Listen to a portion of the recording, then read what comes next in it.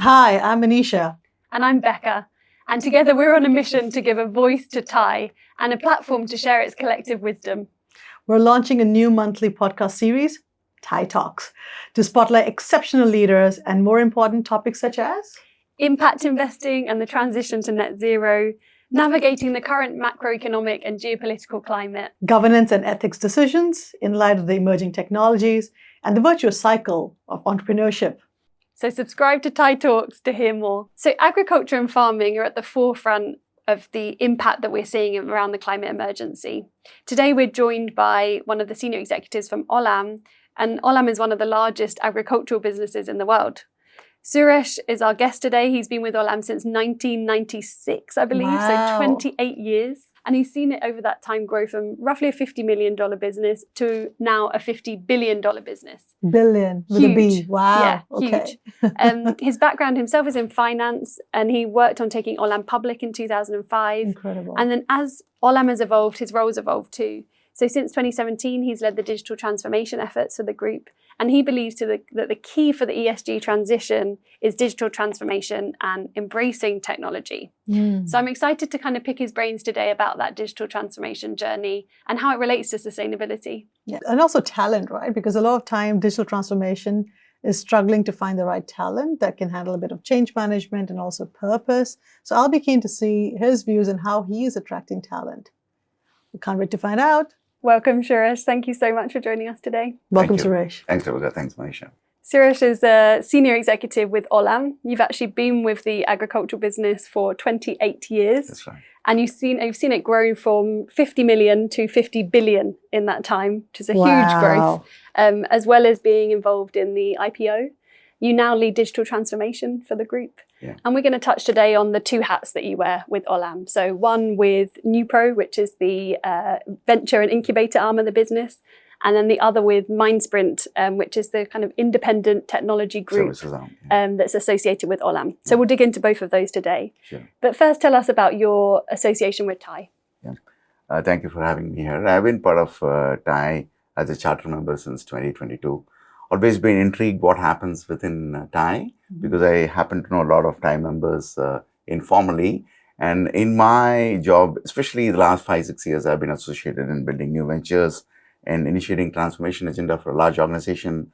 That's my association with Thai. It's been there for now 2 years.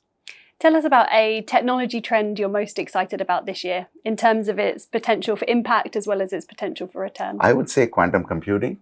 Because the breakthroughs quantum computing can provide for solutions on sustainability can be mind-boggling, especially in material sciences. Quantum computing, I think, has got a very important role to play in accelerating a lot of new solutions over the next decade that will help the world to be a better place to live. That's great. It's not the answer I was expecting. I know. I was like, wow. When you say there are a couple of solutions that we can be quite excited about, can you just give us maybe one or two? Because I'm thinking like Einstein. I'm thinking like the world. I have a lot of funny symbols in front of my eyes. Let's take the energy intensity in batteries. Yes. Today it's very low. But quantum computing can provide us simulations which probably could help us to increase the energy density in a battery up to 50%, as an example, right? Okay.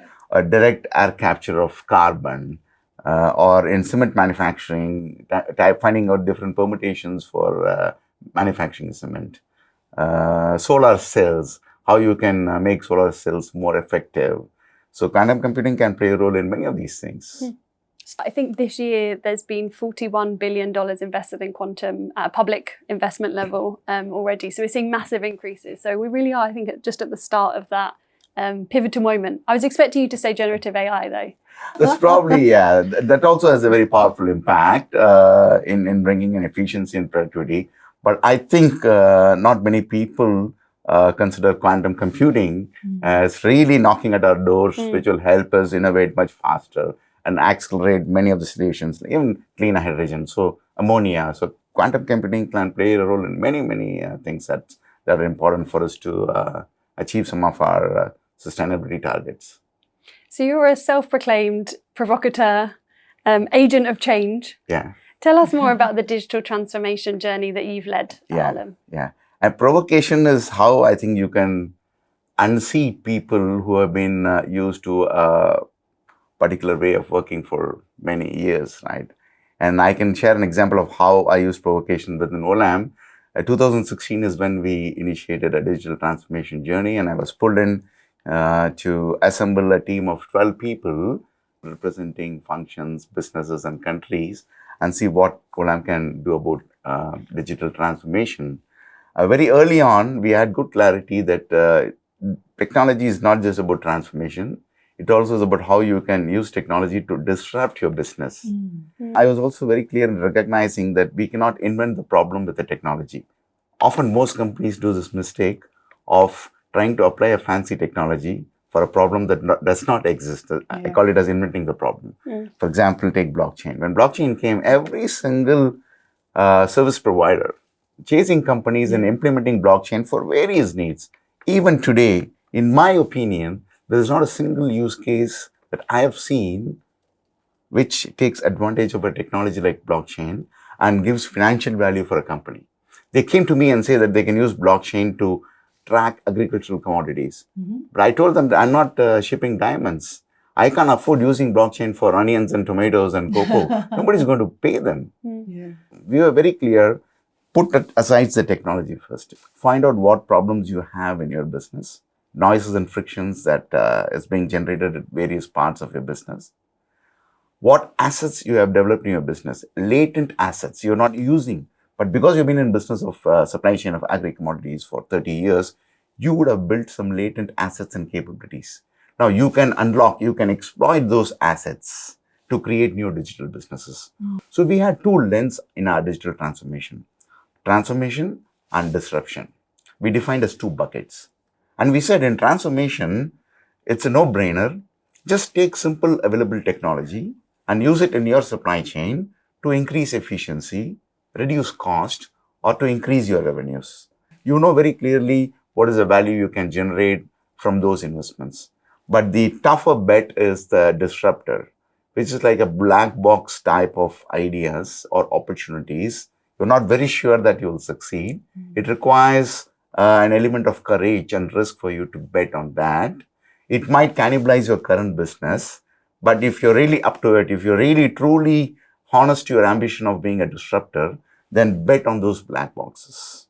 So we had a black box like that called a farmer service platform, which we thought is going to be revolutionary of how a large company can directly interact with farmers.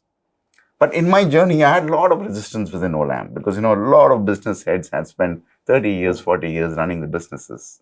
And in a business like commodity supply chain, they found it difficult to believe that the businesses can be disrupted by technology. That it will not change. People will have to eat rice, or consume corn or coffee or cocoa. But there are changes coming in this. So in one of the management meetings we had in Singapore, to the point of provocation, we were 140 of us assemble every year, April in Sentosa at Capella. So I bought 140 soft dinosaur toys, different types of small dinosaur toys, and created a tag, crafted 4 or 5 3-line wordings, different wordings, and typed on those tags, put onto dinosaur. Some could say that I got extinct by nature. How will you become extinct? By not reacting to technology trends. So don't be complacent. Don't take anything for granted. There is a possibility that things could happen that you have not imagined. It might not happen. But if you start thinking that it might happen, at least you will be ready than others. I'll give you an example. We are a very large supplier of cocoa beans. We also process cocoa butter and liquor, which is an important ingredient in making chocolates. So I used to ask the cocoa head, what in 10 years, if everybody prints 3D chocolates in their homes, that brands like Nestle and Mondelez doesn't exist? Today you might think it's like a dystopian theory, but it could be possible. What if people, instead of drinking coffee, consume coffee capsules? Because as we get into modern generation and modern types of living, we've already seen people using supplements for most of the nutritional value. And even if you think you need caffeine, and you're so busy you don't have time to have a cup of coffee, Somebody might invent a coffee capsule. Because sometimes you just need your coffee fix, right? Yeah. You don't Yeah. have the time. Yeah. You'd rather just fix it and just make me productive, and that's all that I want. Yeah. So this is just an example of how you should open up your horizons of thinking what could happen to your business, and today what problems are there, and how you can then apply available technology to make a differentiation, right? So that's how our journey started. And we've done a lot of things in the last 7 years. Today, Olam has multiple solutions in the supply chain, whether it is to help farmers or to help our customers, to promote our sustainability agenda. We have deployed technology at various levels, but I still believe we can do much more if the organization can be continuously provoked. There is another article I penned for Forbes about how innovation is shut down in the boardrooms, because I call some corporate boardrooms as this noise cancellation facility, which is dangerous because the board is insulated from the real problems the business is facing on the ground. So if the board is going to decide on strategy, not really considering the frictions and noises that the frontline employees witness and experience, then you are actually developing a strategy that is not relevant at all. So you cannot have a noise cancellation. You should really be completely open and exposed to what's happening in your business. More importantly, listening to frictions and problems. So what is the most important conversation that should be happening at boards today? It's about what is the risk of the business getting disrupted. Where is the competition coming from? Say 20 years or 10 years back, if you take a company in any industry, and if you ask them to define who's your competitor, it will be the top 3-5 players in that industry. But today, your competition can come from a startup. Competition comes from traditional companies. Competition can come from platform companies, hyperscalers. Amazon is into every single business. So as compared to a unidimensional competitor, you might have 3 different types of competitors coming from. So that makes boards should make boards even more insecure in looking ahead to think how their business would be in a decade. That's one. Secondly, what capabilities and assets that they have developed in running the current business, but that also could be used to launch a new business successfully. A famous example that comes to my mind is a Japanese company that is good in photography because they were very good in handling colors. Realized using their strength of handling color pigmentation, they can go into facial cosmetics. Wow. They have done it because they are experts in handling color pigmentation.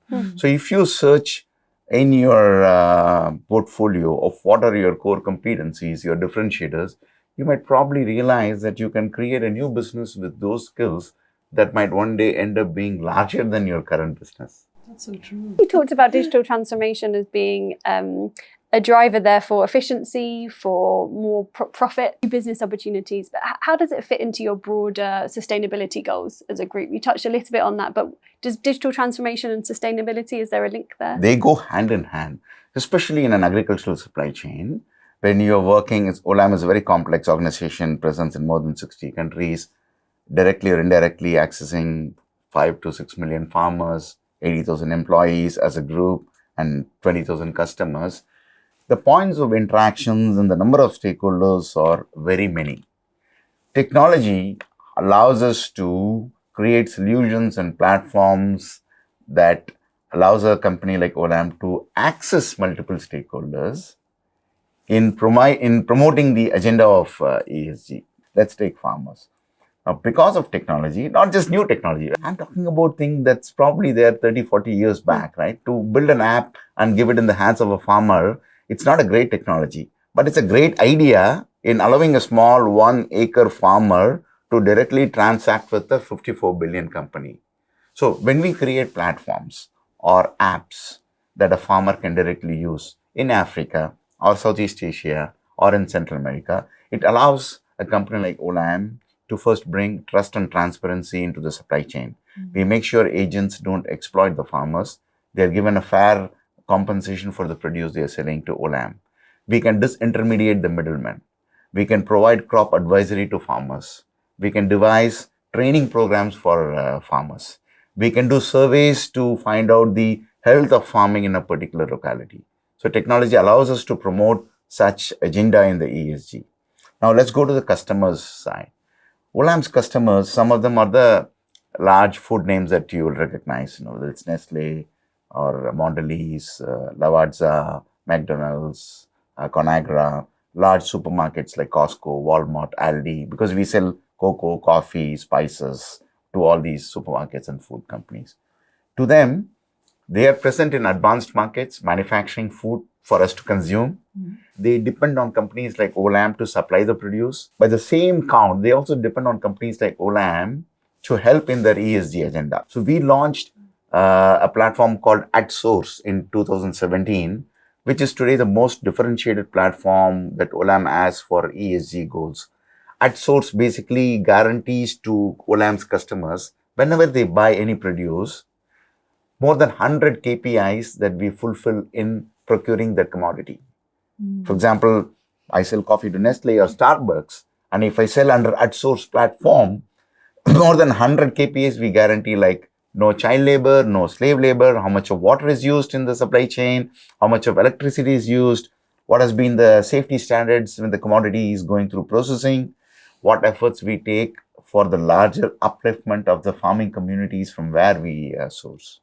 Without technology, it's not possible, because we capture all these things because we have presence on the ground. As and when we buy these commodities, a lot of these data points are collected on the platform. And finally, when it's contracted with our customers, just at the click of a button on a web portal, they'll be able to see the map of where the product is coming and what are all the KPIs that we have committed, we have delivered, that they can even cross-check, audit if there is a need. So technology definitely plays a role in accelerating ESG agenda in a complex supply chain like Olam's, where there are hundreds of thousands of stakeholders. And that's traditionally the hardest part of the data to gather, right to the level of the individual farm or the individual produce. Yeah. The right way through that. How are you getting that data? How is that even possible? Yeah. Even take, for example, Terrascope under Newpo Ventures. Now, Terrascope is a SaaS platform that helps large companies to measure their carbon footprint and go on a decarbonization journey. Now, without technology, just the process of measuring carbon footprint for a large company becomes very complex, very time-consuming, tedious, and expensive. But today, there are so many models of machine learning and AI that's available. Terrascope has helped Olam measure our carbon footprint in 6 weeks. Before Terrascope, Olam used to take 3 months to measure carbon footprint. Now, if you take 3 to 4 months just to measure your footprint, where do you have the time to act on to reduce the carbon footprint? And Terrascope is a Newpo Ventures organization. In fact, the way Terrascope was launched is a little bit of an incredulous dialogue between me and founder of Olam, my manager, Sunny. And so he asked, Suresh, we are having this issue of carbon measurement. Can we develop a platform for that? And I was laughing away, saying that we are not in SaaS business, Sunny. We are in agri-commodities business. Yeah. We don't build SaaS platform. But he said, we have knowledge on carbon footprint. We can hire a few good engineers and build a SaaS platform. So that leap of faith, backed by a very strong entrepreneurial instinct, led us to launch Terrascope.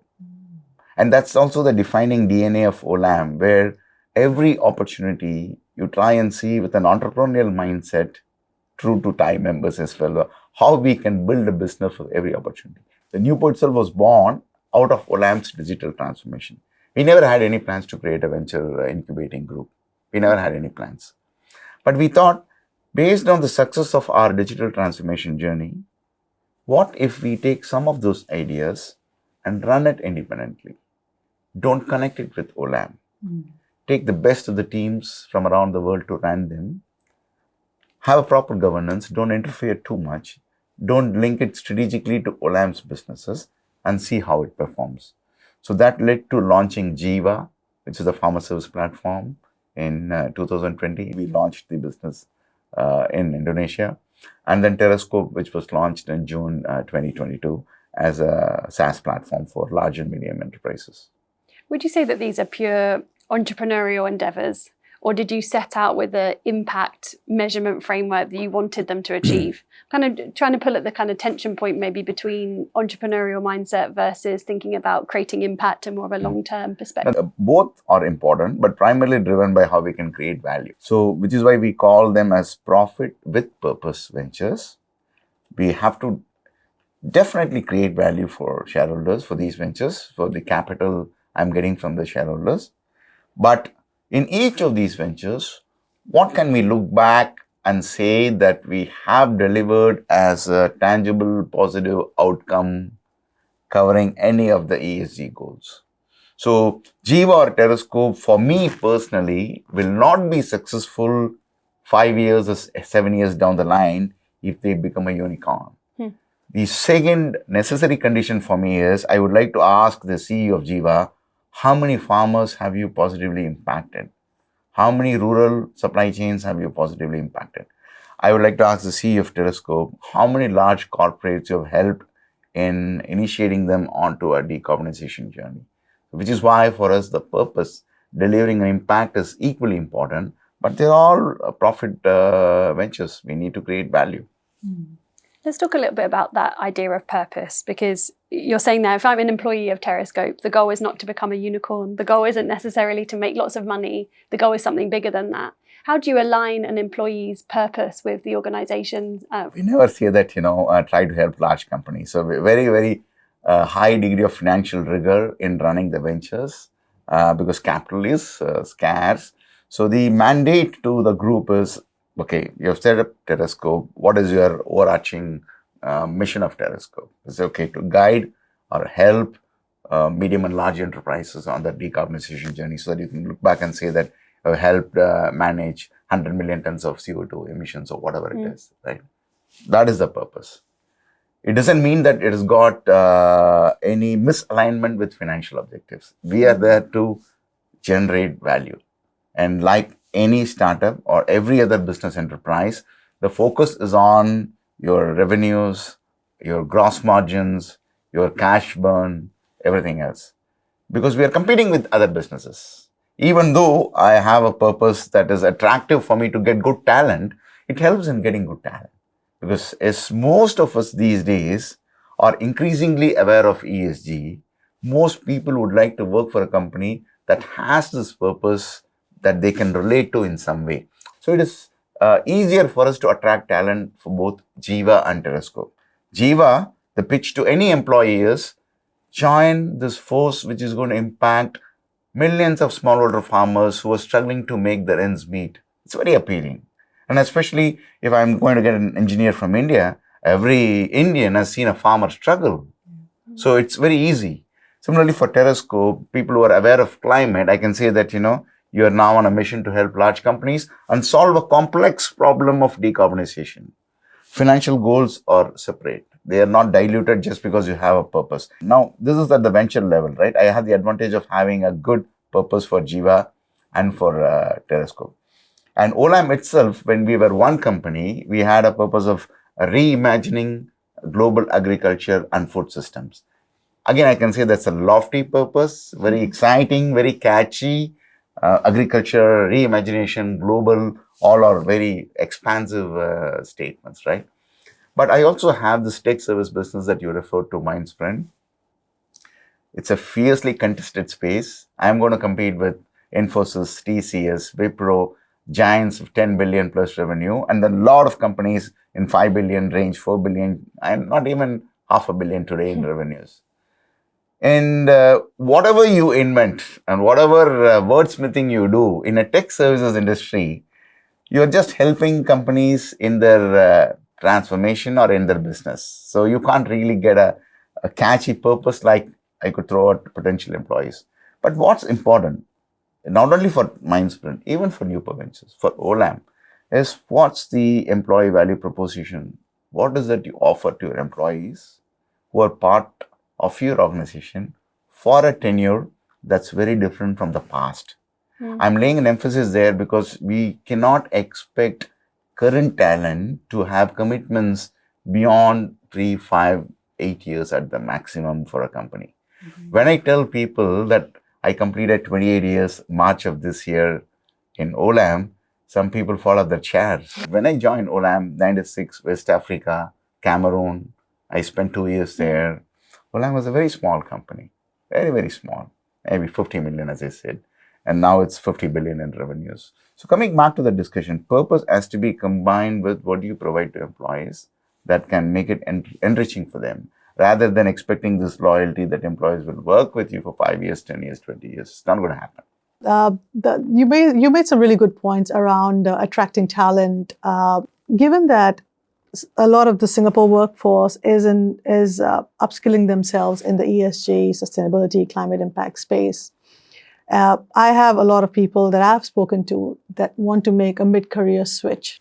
What advice would you give to somebody who has been trained in this space, doesn't have 10, 20 years of experience like you do, but has been trained, is very, very interested to join an organization like Olam, and then how do they even get started? Because it seems to be a very difficult space to navigate. Yeah, I would see that in 2 dimensions. One is, of course, there's a need for specialists who understand ESG or climate science or biodiversity, nature, and things like that. And for that, of course, you have supply coming from universities around the world which churn out graduates specializing in sustainability programs. So you have to choose whether you want to get some kind of a domain expertise and get into the straight line of ESG. But to me, there's a vast opportunity on the peripheral areas where we need a lot of people in ESG that doesn't need much of domain expertise, but just little bit of adapting to what the sector looks. And some of that might not even be very directly linked to ESG, but those skills are very relevant for promoting ESG agenda. Let's start with just the ESG training and the frameworks and learning what ESG means. So if you ask 10 different people what ESG means, you'll probably get 15 different responses. That's the stage we are. So how do you make sense of that? So I, in fact, believe if you have enough capital for new venture, the next idea would be how to launch an online education training program on ESG concepts. That doesn't teach like what universities do, but a lot more practical, quick intervention training for employees in large organizations to brush up and give them an induction on ESG means. For example, that could be a place where people can spend. It's about more on the edutech field with a heavy focus on ESG. The next thing is take program management and project management. Every single agenda in ESG, finally, when it comes to an initiative, somebody has to track, somebody has to create templates, somebody has to use tools and applications. There's a lot of shortage for world-class program managers and project managers. Even in my own organization, it's the most difficult skill to get because the person who really holds the full program tight from the first day to execution is a program manager or project manager. So getting trained on program and project management skills is going to be important because more and more companies are going down this path of setting many agendas to develop their, to achieve their ESG goals. That's going to be very important. Then you have a lot of roles in the technology space, which would be like data analysts, with little bit of intervention and basic training can supplement engineers and hardcore techie people in developing platforms. We can reskill people to do that. For example, in Telescope, we use carbon data analysts. Very important role where when we onboard a large customer onto the platform, these carbon data analysts work with the client, look at their data, the landscape, and then massage and wrangle the data to get into the platform. You don't need to be a real tech expert or a ESG expert to become a carbon data analyst. So there are a lot of peripheral roles in program management, project management, learning and development, training, measuring. Let's take ESG reporting. Now, even ESG reporting has got alphabet soup, like WRI to IASB everywhere. But understanding a reporting framework and helping a company to meet those reporting dashboards is not a very highly skilled expertise. It's generic. You can train anybody. And because the standards already exist. Yeah. Right? And every company is struggling to do ESG reporting. What dashboards they will need and how they will monitor. More importantly, how will they report back to their own employees? It's not only important for a company to clarify what is their ESG goal, how is it linked to their purpose, more important to clarify every year what are they doing on those goals. You're right about that. So ESG reporting also can bring in a lot of opportunities. So I would say it's really a vast field. First, you see whether you want to be a specialist of really brushing up, investing time in a program that has some certifications and you can talk about climate change or greenhouse gas protocols. That's one path. Or there is a lot of other things around the ESG that can be very easily done with just a little bit of adaptation. Fascinating, yes. Because so for my area of work, what I've learned is, to your point, there's a lot being done around ESG reporting. Now, as a professional marketer, communicator, what we're seeing is there's a huge trend on sustainability comms at the moment, because there's all this fancy reporting happening, but how do you communicate it to your employees? How do you communicate to your business partners? The earlier example that you shared, where you're actually helping Walmart, Aldi meet their sustainability goals. So you are kind of like the business partner in their value chain, adding value. But how do you communicate that value back to them and also to your employees? So there's a huge demand in that space. Thanks for sharing. And I would say a big emphasis has to be placed on ESG basic education and training. We have to get to a point where people understand what E means, S means, and G means. You can have a differential understanding. We can't hope to change the world with such differential understanding. Thank you. It's really practical advice that you've been giving for us today. I think just Okay. one final message, if you want to leave the audience with anything, like what's the biggest challenge you're trying to solve for this year? It's all about making my ventures and Mindsprint work. It's not easy. I have totally 34 years of work experience. So majority of my time I've spent running finance with no bottom line accountability. Now I have bottom line accountability. I have to make sure Jiva succeeds, Telescope succeeds, Mindsprint succeeds. So I now realize the pressure that entrepreneurs carry in making ideas work. And for me, it doesn't matter that I'm not investing my money, Olam is backing. It doesn't matter. The pressure is the same. I have to make sure these ventures succeed somehow. So that's really my foremost challenge. Mindsprint has to become a $300 million company in 3 years. And Telescope and Jiva has to get more investors and really see the light at the end of the road for them. As to the message I want to leave, since we talked a lot about sustainability, I believe that if you believe in sustainability and if you want to make a difference in the place where you work, you should have same principles in the place where you live. Personal and professional lives are not different. If I talk about sustainability, am I using running water to brush my teeth? If I'm doing that, it doesn't really make sense. I'm not preaching what I practice. So am I really conscious when I dine out of what is the footprint I'm leaving, right? I'm not going to give up everything and say that it's going to be a zero footprint for me. But being aware, the same level of awareness that we get when you consume calories, right? Today, everybody has got meters, everybody got apps, everybody knows how many calories a gram of fat or carb or protein. We are so mindful because we want to reduce weight and look good. But if you have to be sustainable, it also means everything that you do in your personal domain should embody those principles of sustainability. For example, if you take the concept of dark data is term used to denote data stored by individuals and companies and never used. It's one-time data usage. You never even check the data. And for individuals, the most common abuse of dark data we do is when we click pictures using handphone. So you take some 10 shots of the same frame, 100 shots, 50 shots, and you don't bother to edit and delete all the 9 and keep only 1 because all you need is only 1. But you have 10, like that you have 1,000 pictures, 5,000 pictures. It goes into your Apple Cloud or Google Cloud. In 10 years, you have 20,000 pictures. That leaves a footprint. I'm not a guru in that. I've not arrived there, right? Like I was telling you when you spoke earlier, I take the public transport 5 days a week, but weekends I like to drive a car, right? But as much as possible, can we embody principles of sustainability in our personal lives so that we become champions of sustainability at our workplaces too? The transition will be seamless, will be more authentic and powerful.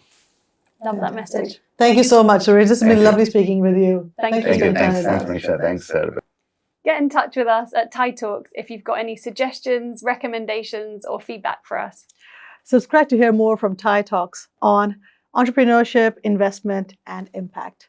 I'm Manisha. And I'm Becca. Thank you for listening. Get in touch with us at Thai Talk if you've got any suggestions, recommendations, or feedback for us.